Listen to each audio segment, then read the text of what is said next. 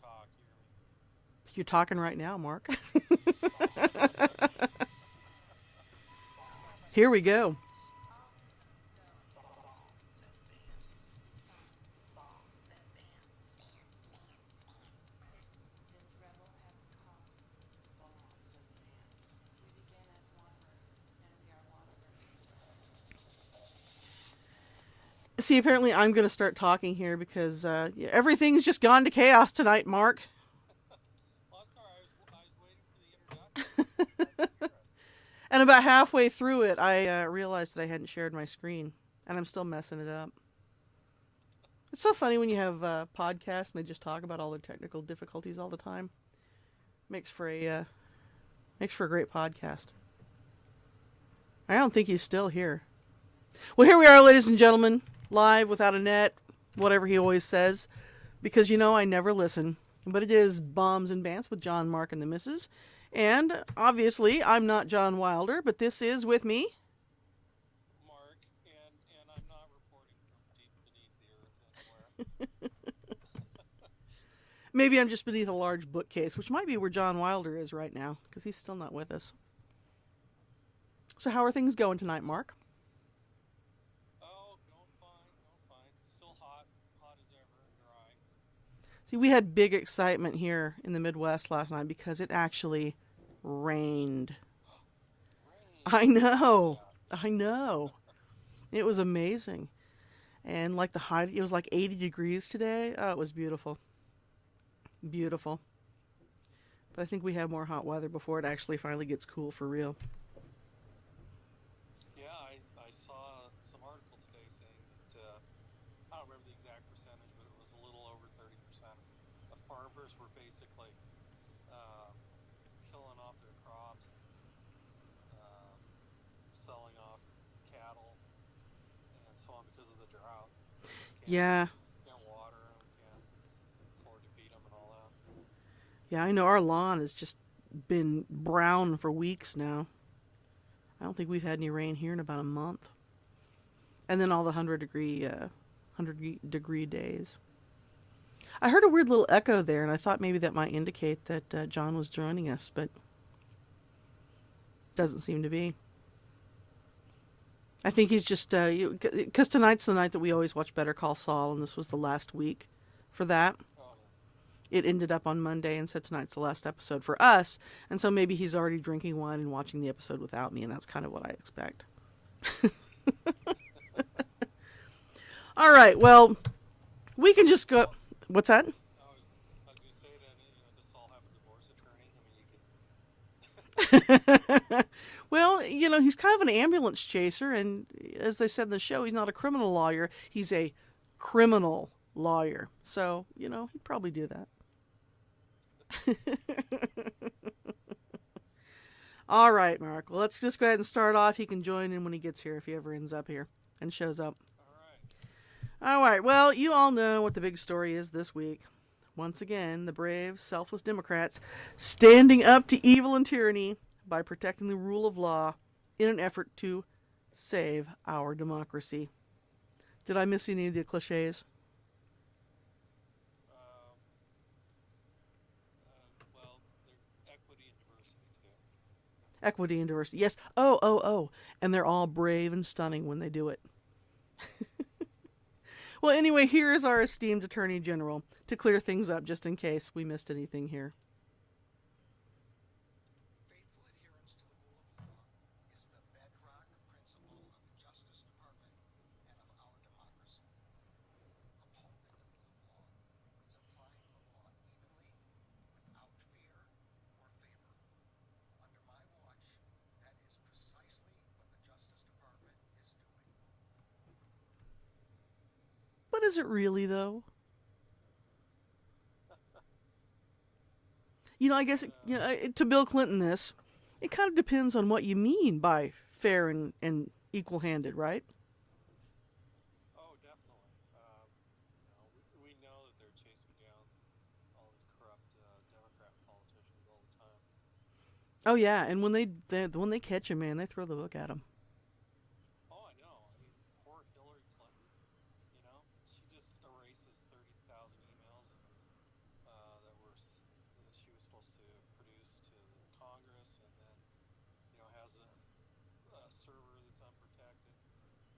coincidentally about the same time that China rolls up all of our spies over there. And look, I mean, she's in prison for life. I know, and she's been there for so long. Yeah.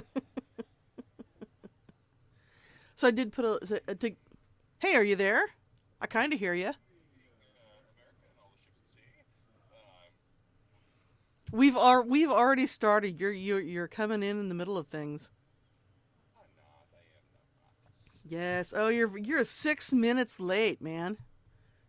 No, my computer. Well, okay. See, ever had the computer say time to update? Literally more than 35 minutes ago. That's when the saga started. So I can't go much further than that. But Well, that's again. it's that special AI that Microsoft critically need the computer. The very first time I ever launched had a major computer fault was when I had a major paper due in college, and the motherboard went out of my computer, and just boom, gone. No fun. So where are we? Are we talking about the big story of the week? We are talking, and we've already played the clip. Would you like to hear it again, since you're late in joining us? Would the audience want to hear it again? I don't know why not. I mean, it's our attorney I general. would like to hear it. You've heard the people talk. Here it goes. Faithful adherence to the rule of law is the bedrock principle of the Justice Department and of our democracy. Upholding the rule of law means applying the law evenly, without fear or favor. Under my watch, that is precisely what the Justice Department is doing. I don't know if you can see the video here that's on the screen. Something weird keeps happening to that picture. Do you see that? So when we say bedrock principle, do we say Yabba dabba doo? Let's go, Lonnie! I think it's time to get back to the parody. Mrs. Slade is gonna be so mad. Yet I think he pronounces it with slight Russian accent. Yes, indeed. I don't think much of Mr. Garland. I think that he does not. He's as far as people with names, he is certainly not a wreath of Franklin. Garland is a wreath. Oh, It's oh. Christmas themed. I am. See, and here, me, I feel like so unprepared for this because I didn't have that just ready to go.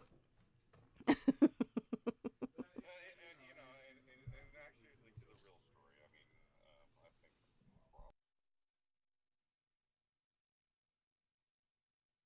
regardless of whether or not you're a big Donald Trump fan, this just seems like a gross miscarriage of justice in almost any way. But wait, I'm sure that'll be a ban in at some point. Well, and also first they were talking. Trump said, "Go ahead, release the affidavit," and then the judge said, "No, you can't release that. That would be wrong." And then apparently there's going to be another ruling on that Tuesday, I heard. But that would be tomorrow, because I believe that's when the big hearing is over the affidavit, because we certainly wouldn't want people to understand who and why they were being abused by the state. Otherwise, they might have defenses. I know. Oh, all right. So, well, it sounds like you're driving. You just want me to be the fifth wheel. Oh no, I'm not doing your job, mister. You just get right in here and get to work.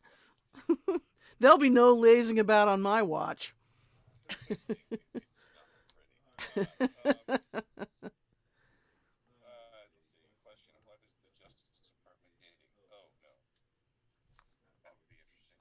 Garland's dating app for the FBI, which apparently, and this isn't on our list of stories, but apparently one of the FBI agents was sleeping with when you look at the Minnesota conspiracy to kidnap Governor Gretchen Whitmer, apparently everyone involved in the plot, except for this one dude, they have like one real person involved in the plot. Okay, there's more than that. But one of them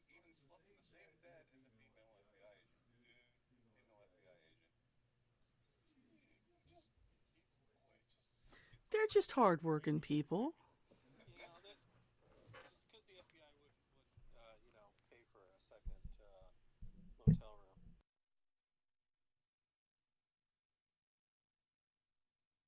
Of course, they They're haven't got, doing it to protect the children. It's for the people. just like the ATF, they love children and dogs. Stop it.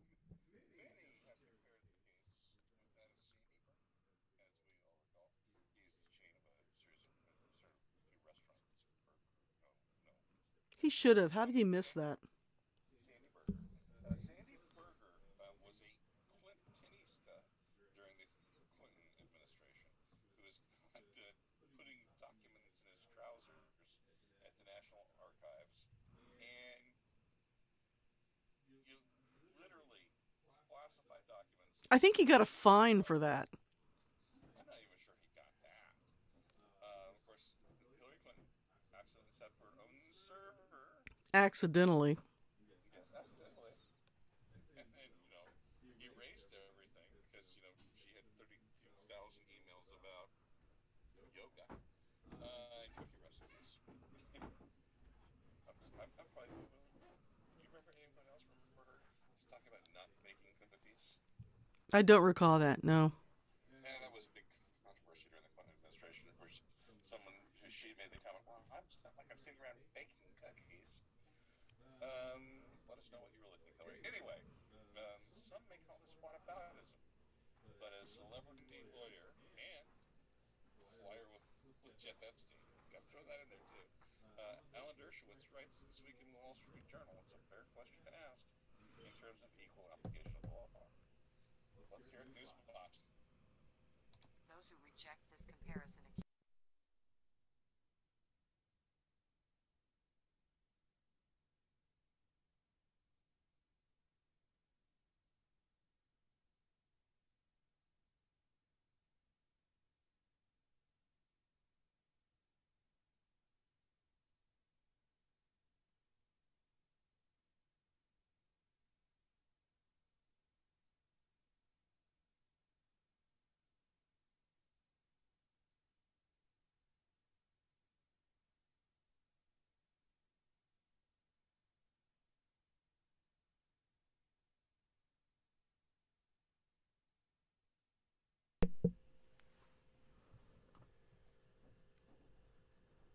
Well, that seems pretty clear, but yet there is, and we know there is. Well, And clearly. as much as we wring our hands about it, um, Look, Dershowitz has jazz hands. again, you learned that on the Lolita Play, right? Well, that's what they were doing. Dance lessons. That's it. Nothing more. Nothing more happened. Mark, what do you think? He looks like he was about to squeeze the Charmin. Oh, I think he was ready for a song dance number about our democracy. But that was a cue. I know, but I don't think Mark was done. Oh, Mark's not having it.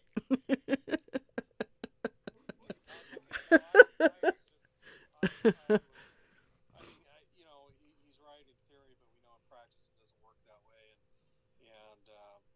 Just as we'll soon see that these new 81,000 or whatever IRS employees are, I'm sure they're going to be really good about only, applying the tax laws evenly to make sure that the Republicans pay their fair share. it certainly won't be used as a political enforcement mechanism. But No, of that's course because, not. but that's because I'm sure they'll have a rousing theme song about our democracy.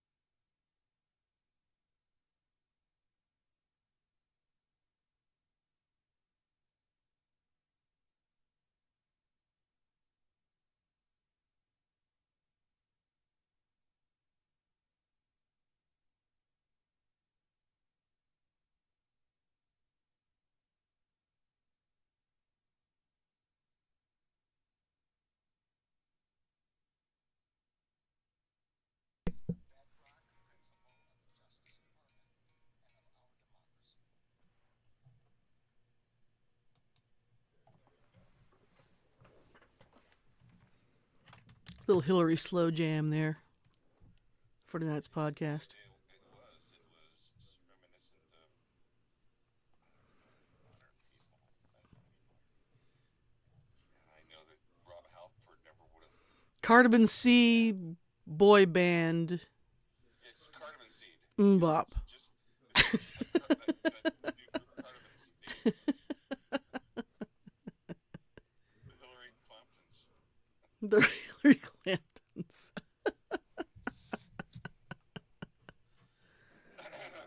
Well, I do have an unscheduled story. Do we? I do. No. Okay. Say it can't be.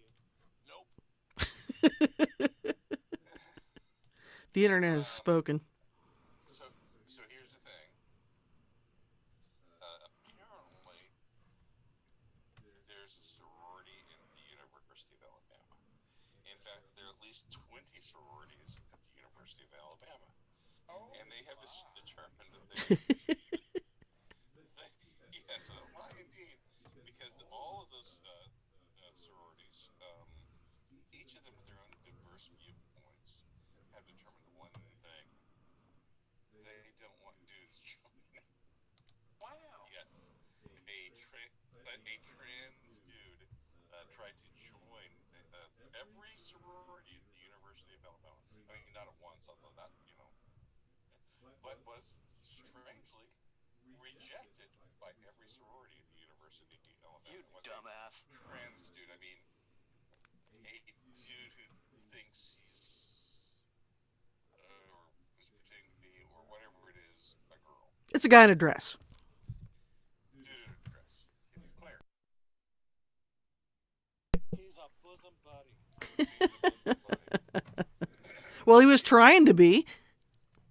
Just to save on rent. Just to save on rent. Not like that was, perhaps preparing us for this nightmare we find ourselves in nowadays. But hey, let's continue on. So, yes.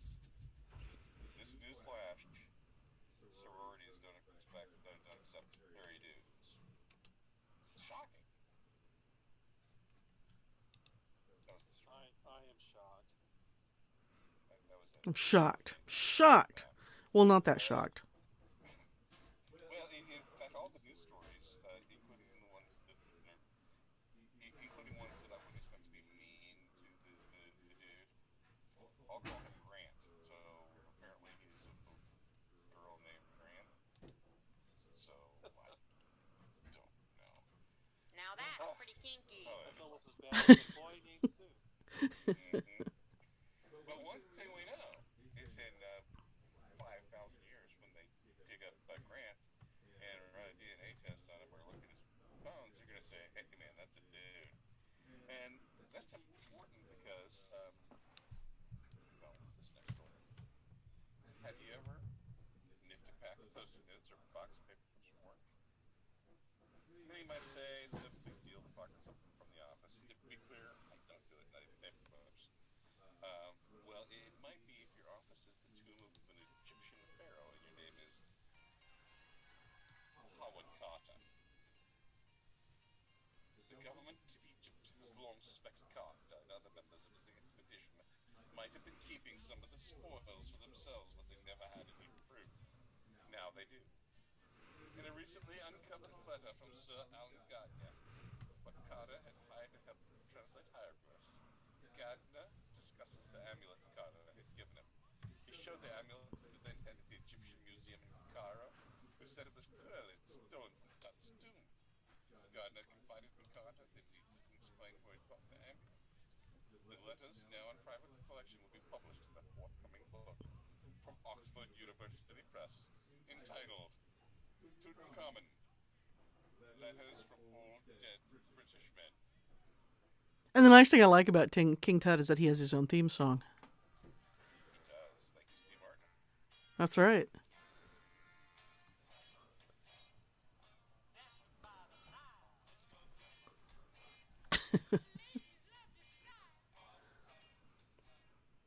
All right.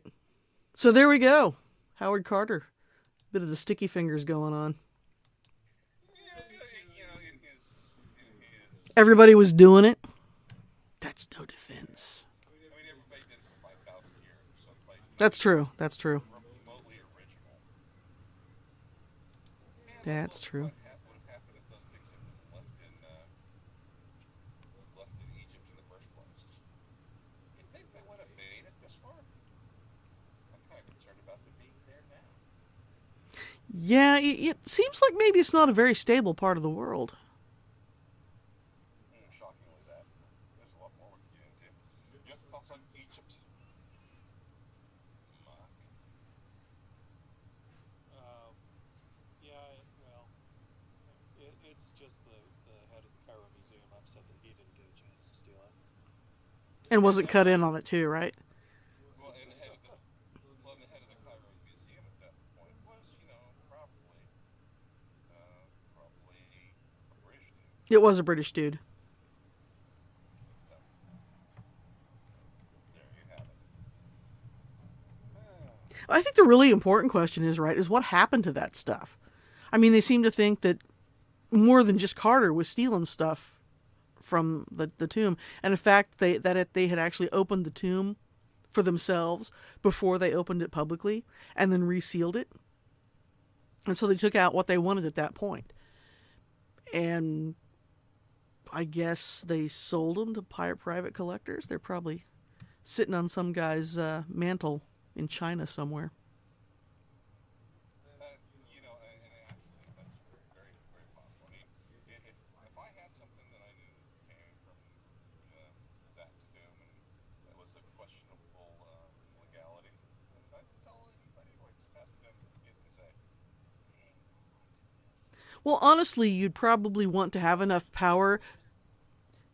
You'd probably want to have enough power that you could actually kill anyone that you showed it to.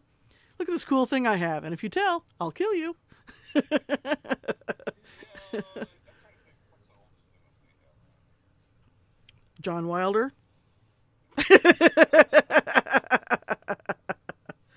Always late with a rim shot. I've got a World War I German helmet, but in our defense, I guess the German wasn't using it. Yeah, seems like maybe he didn't need it after that. And also World War I.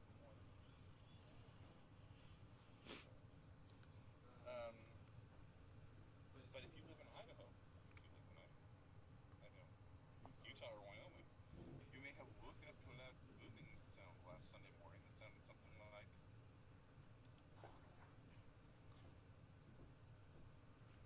You want to hear that again? It's very short.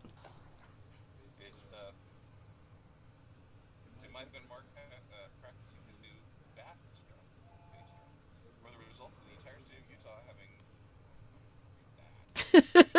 that. They what? You don't think the entire state of Utah had refried beans for dinner on Friday night? But it will always be here. Excuse me. Entering the atmosphere creating a sonic boom. The Utah National Guard assured the shirt that it wasn't them. Nope.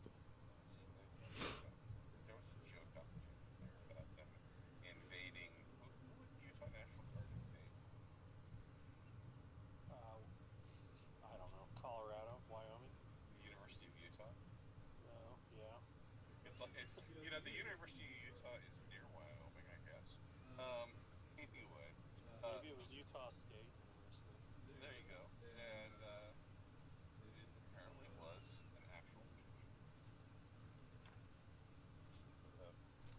Vegans or vegans Yep. should not be there because it was meteor. Oh my God. You have to stop.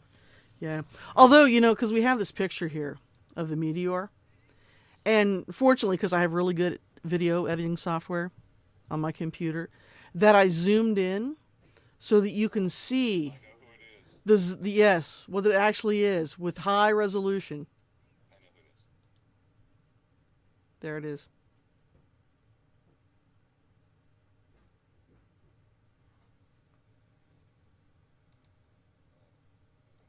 Can you not see it?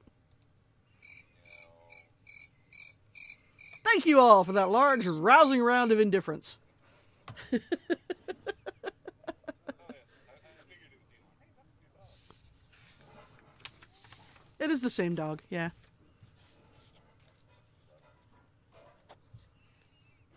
All right, so due to campaign sororities, Elon Musk has decided he wants to take over Utah.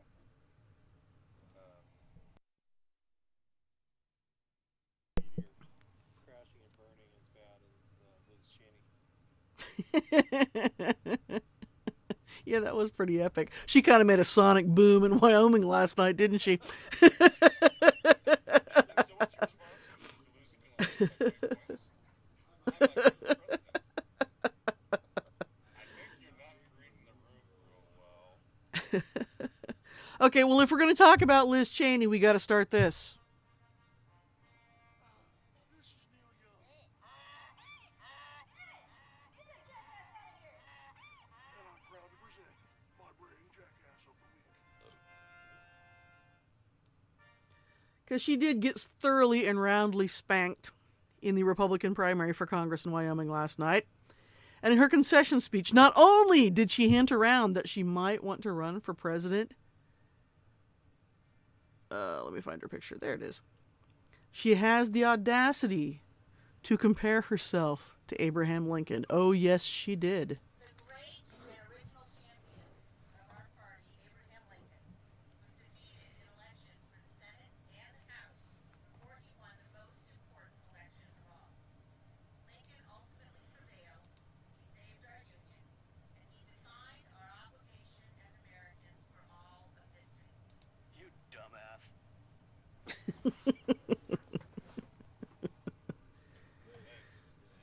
Yeah. Why can't she just be happy with her role in the cabal? I mean, isn't she the one that goes and sits and does the dishes afterwards? You know, I don't know what's going on there. Maybe she thinks that she's going to become endeared to the hoi polloi, not the hoi polloi, that's the wrong word, the elite in Washington, D.C., and they'll invite her to their bacon-wrapped shrimp dinner parties. But she's just wrong. Firstborn child, Well, then they'll hang on, because they'll never forgive her for being related to her father, whom they call Darth Vader. Now, you want to know what Darth Vader's up to these days? Here he is, gargoyle-like, posing alongside his daughter. He's not aged very well, and he's like 1,000,000 years old now, isn't he? and that lens didn't help because and wherever they are, they've got somebody in a mask. I mean, who does that nowadays? No one does that anymore. I don't know. I might be tempted to wear one around Dick and Liz Cheney. I'm just saying. You never can tell. Which prompted me to remember the most amazing magazine cover in the history of magazine covers. You know the one of which I speak, right? It's this one. Texas Monthly. Oh yes.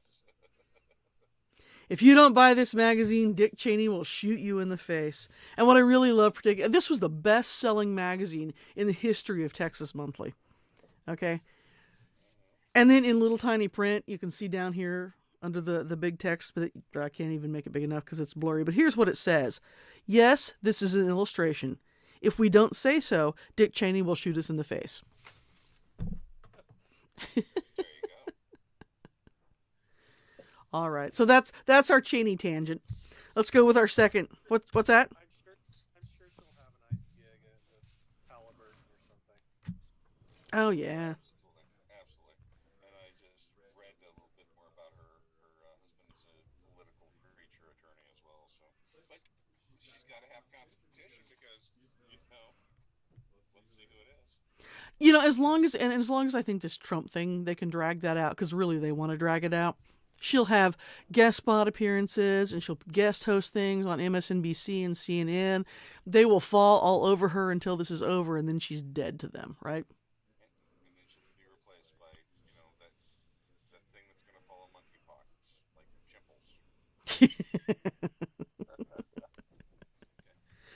All right, up next, our next contestant for the Jackass of the Week. Democrats have been doing a victory lap after passing the Green New Deal. The Inflation Reduction Act. Here, Maryland Democrat Jamie Raskin delves into the specifics of exactly how this new bill will reduce inflation. Well, as soon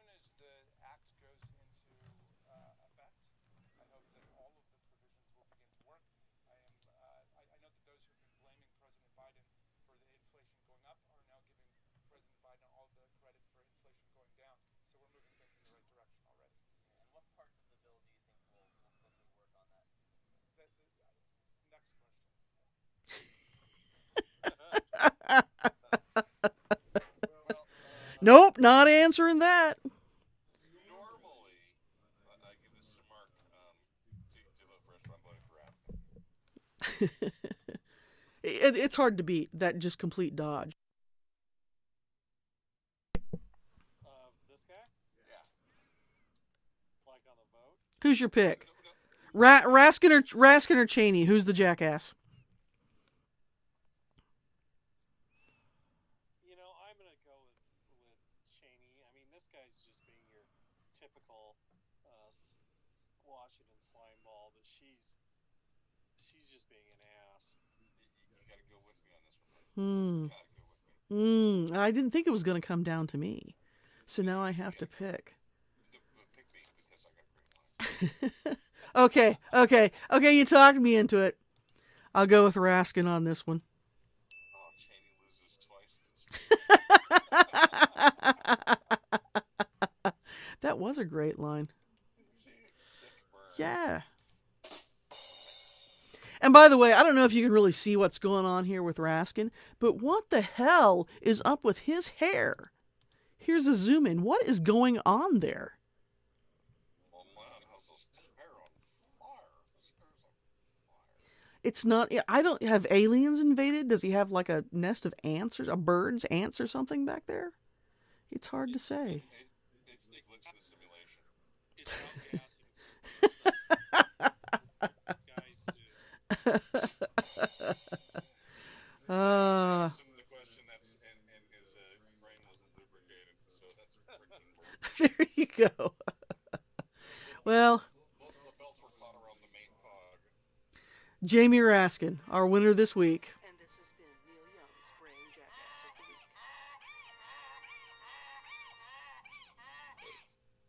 Well, that's his hair, right? That's Raskin's hair. So that I wonder. It wouldn't be. He didn't look like he had much on top anyway. I wish there was a place where Democrats could do something about that. Are you a Democrat? Are you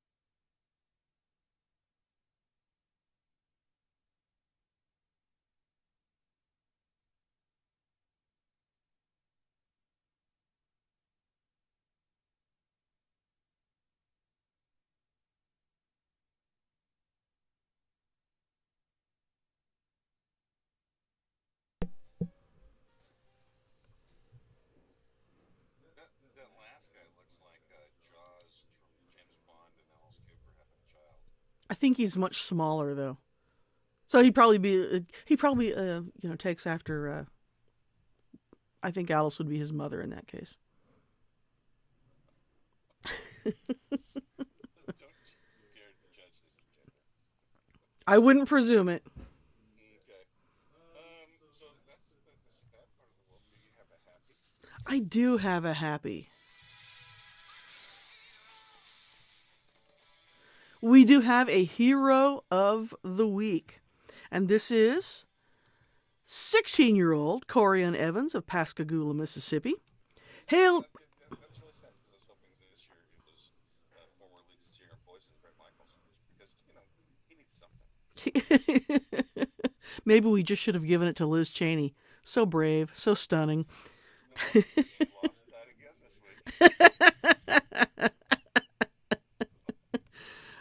She has like the anti-Kamala streak there, right? Kamala keeps winning the Jackass of the Week. It's gonna kneecap her, Nancy Kerrigan style. Anyway, back to Corey and Evans, who is a person worth talking about, being hailed as a hero this week after he had helped a police officer save 3 girls from drowning after they drove their car into the Pascagoula River. Evans helped Officer Gary Mercer get the 3 girls safely on shore and also pulled Mercer to safety after one of the girls he was helping to shore panicked and caused the officer to go underwater.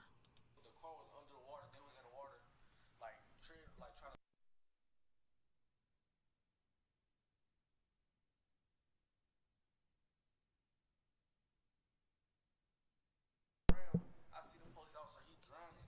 He going underwater, drowning, saying help. So I went over there. I grabbed the police officer, and I'm like swimming him back until I feel myself I can walk. Police Chief Brandon Ashley presented Evans with a commendation for his bravery, stating, "We commend Mr. Evans' bravery and selflessness he displayed by risking his own safety to help people in danger. If Mr. Evans had not assisted, the situation could have turned out differently, instead of all occupants being rescued safely." So, a big round of applause for 16-year-old Corian Evans, Excellent. who done a good thing. Way to go, Corian. If only he'd been around when Billy Joe McAllister fell off the top. I know, right? Clearly, Liz Cheney needed him last night in Wyoming. I don't think even he could have saved her. He's just a mere mortal, not a miracle worker.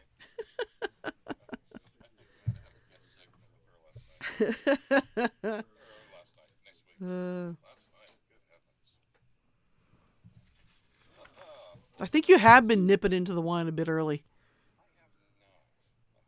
We have only your word for that. That's probably the problem. So, in other news, Dodge's Challenger Charger is going to be replaced by an electric car. Yeah,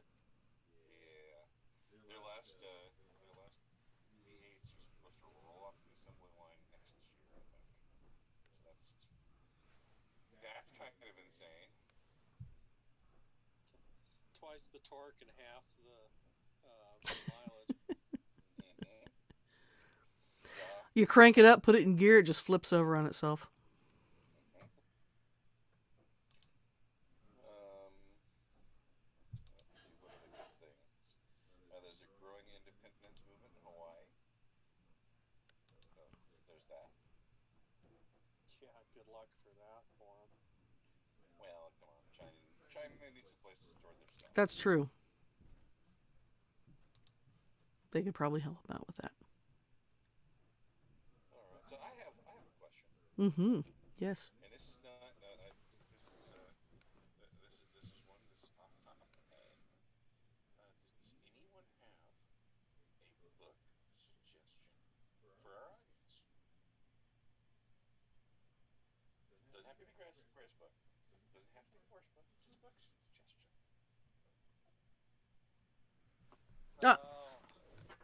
Digital logic and state machine design. There you go. No, I That sounds like a light summer beach read, Mark. It's the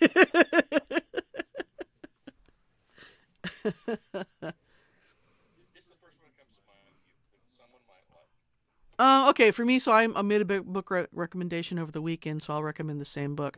And this is an old one. It's a kind of a classic, and it's kind of known as setting the stage for all future funny books.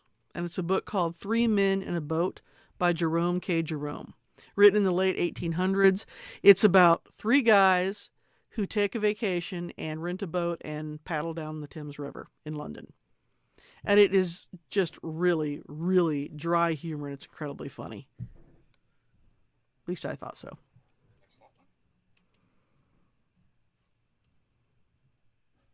Okay, we gave you our recommendations. Now what are we doing? Oh, well, is that your serious one, Mark?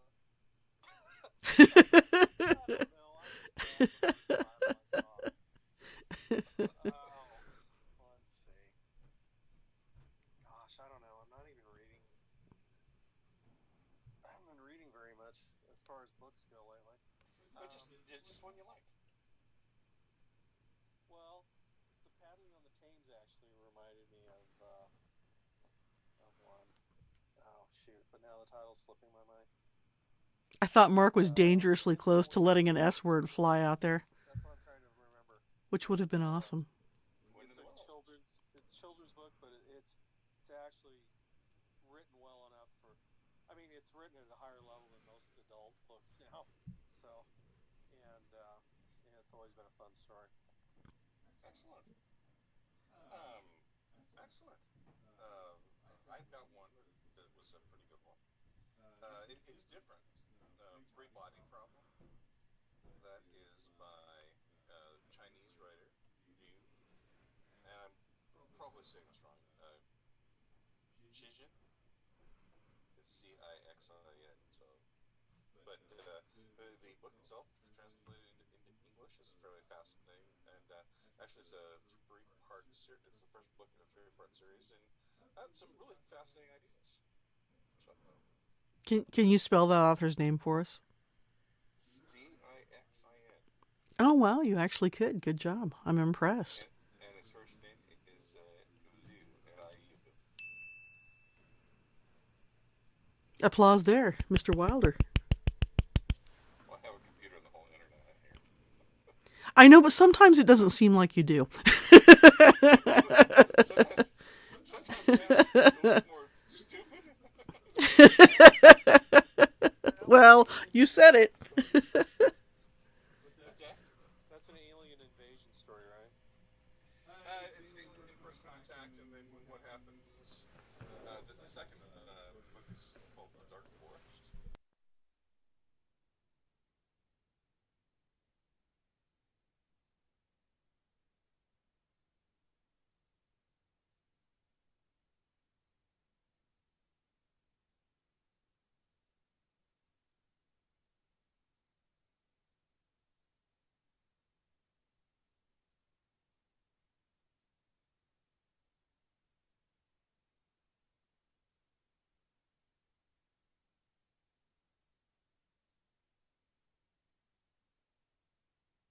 Because I can't hear you very well, and I'm not sure if I'm mixing it right. Because you're not really showing up on my audio at all. Well, thanks everyone for listening, and we'll be talking to you next week. As always, I'm John. This is Mark. And I'm the missus. Y'all come back now, you hear?